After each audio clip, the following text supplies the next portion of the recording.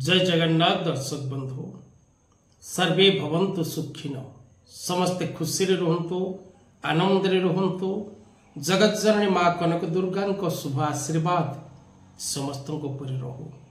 दर्शक बंधु आज कार्यक्रम रे आमे आलोचना करिबा केतु ग्रह चलन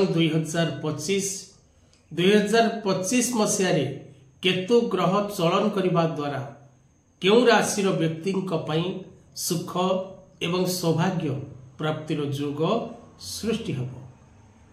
दर्शक बंधु दुईटी ग्रह गोटे साथी रे गोटे समय रे राशि परिवर्तन करती एवं वक्र गति रे राशि परिवर्तन करती। मायावी ग्रह राहु एवं केतु ए दुईटी ग्रह गोटे समय रे राशि परिवर्तन करती। 18 मे 2025 रे राहु ग्रह मीन राशि कुंभ राशि को वक्रगति करी फेरिबे एवं केतु ग्रह कन्या राशि वक्रगति रे सिंह राशि को प्रवेश करिवे।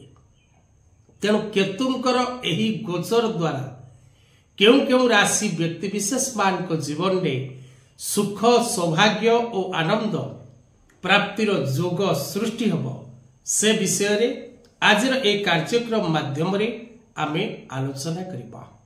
दर्शक बंधु प्रत्येक ग्रह चलन प्रभाव 12 गोटी राशि और 27 गोटी नक्षत्र उपरे पड़ी थाए। तेणु 12 गोटी राशि व्यक्ति एवं 27 गोटी नक्षत्र व्यक्ति विशेष माने केतु गोचर फल मध्य भोग करिवे। तेणु केतु सिंह राशि रे अवस्थान करिबा एवं राहुंको दृष्टि रे सदा सर्वदा केतु विराजमान करती। तेणु केतुंकर सिंह राशि रे अवस्थित द्वारा क्यों राशि व्यक्ति जीवन रे खोलिबो भाग्य एवं भविष्य। क्यों राशि व्यक्ति निज व्यवसाय क्षेत्र रे निज कर्म क्षेत्र रे निज शिक्षा क्षेत्र रे दूरयात्रा क्षेत्र रे वैवाहिक दाम्पत्य जीवन रे निजर पद पदवी पोजिशन रे एवं निजर गंतव्य पथरे शुभ फल लाभ करिवे क्यों क्यों राशि व्यक्ति। ज्योतिष शास्त्र प्रमाण करे ग्रह गोचर हिसाब रे केतु ग्रह आपण को राशि रु जदि तृतीय षष्ठ और दशम और एकादश भाव रे गोचर करे तेबे अत्यंत शुभ फल आपण को प्राप्त ही थाए। तेणु आपण को राशि आपण गणी नेबे केतु सिंह राशि रे अछंती आपण को राशि केत नंबर रे केतु अछंती। जदि तृतीय षष्ठ दशम और एकादश भाव रे केतु ग्रह विराजमान करिथांती तेबे आपण को निश्चित भाव रे सफलता प्राप्ति ही थाए। आमे आगामी अध्याय रे आलोचना करिबा जे गोटिए गोटिए राशि अनुसार केतु चलन प्रभाव। किंतु आजिर कार्यक्रम रे आमे जानिबा जे 2025 केतु चलन क्यों चारोटी राशि व्यक्ति जीवन रे आनिबो महा परिवर्तन।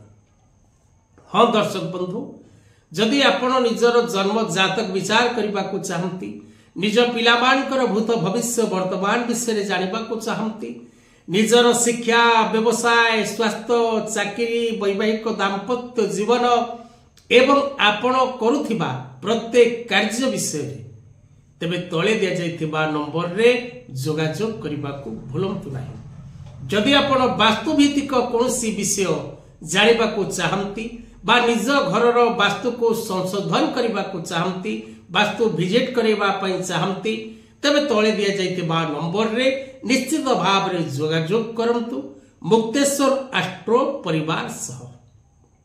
तबे दर्शक बंधु एबे आसंतु जानि नबा केतुंकर चलन केउ चारोटी राशि व्यक्ति जीवन रे शिक्षा स्वास्थ्य अर्थ मान सम्मान कर्म क्षेत्र रे अत्यंत शुभ फल प्रदान करिवो।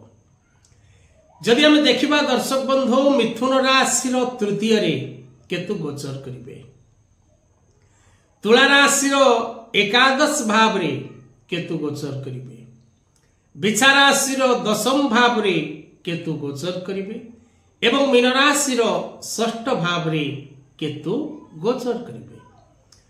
तेणु मिथुन राशि, तुला राशि, बिछा राशि और मीन राशि ए चारोटी राशि व्यक्ति जीवन रे केतु ग्रह भरिवे अनेक सुख एवं सौभाग्य। व्यवसाय क्षेत्र, कर्म क्षेत्र, राजनैतिक क्षेत्र, real estate, share market, trading, export import, online offline व्यवसाय क्षेत्र, कृषि क्षेत्र, शिल्प क्षेत्र, दूरयात्रा क्षेत्र, मिडिल पर्सन रे जदि रही आपण कोनोसी व्यवसाय करूथांती से क्षेत्र, छोट रु बड़ प्रत्येक व्यवसाय क्षेत्र, सरकारी बेसरकारी कर्म क्षेत्र, मीडिया सेक्टर, प्रशासनिक सेक्टर, राजनैतिक sector, medical sector, engineering sector, electrical sector, प्रवर्तक सेक्टर, ज्योतिष सेक्टर, अध्यापक सेक्टर रे जदि आपण कार्य करूचंती तबे आपणकर कर्म क्षेत्र रे मध्य उन्नति हबार जोग रही।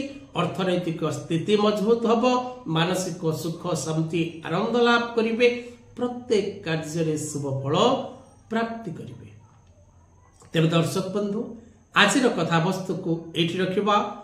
जय जगन्नाथ।